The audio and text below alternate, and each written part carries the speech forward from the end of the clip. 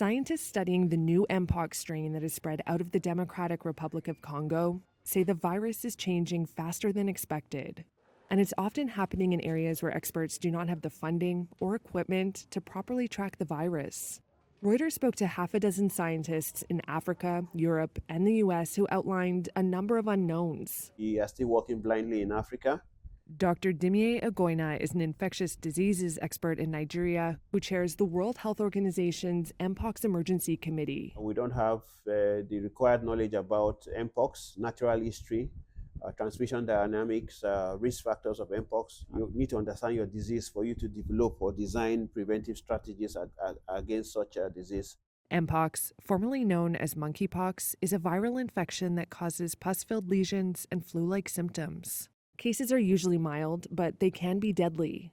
The virus has been around in Africa for decades, but an international surge in 2022 prompted the WHO to declare a global health emergency for about 10 months. Now there's a new strain and a new WHO emergency declaration. The situation constitutes a public health emergency of international concern. The UN agency says Congo has had more than 600 Mpox deaths this year, and more than 18,000 suspected cases of the new strain and its earlier iteration. There have been cases in 4 other African countries, as well as in Sweden and Thailand among people who had traveled to Africa.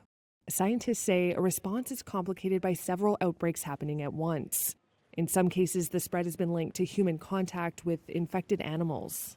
It can also spread through close contact with an infected person.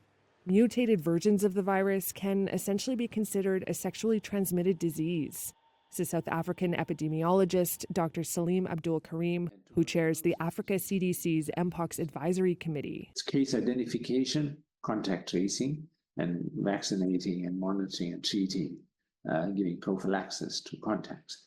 So this is not rocket science. We do this for other infections. And so we can do it for Mpox.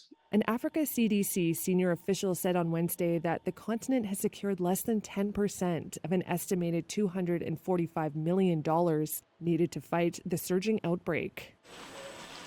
And there's no timeline yet on when hundreds of thousands of vaccine doses might reach the DRC.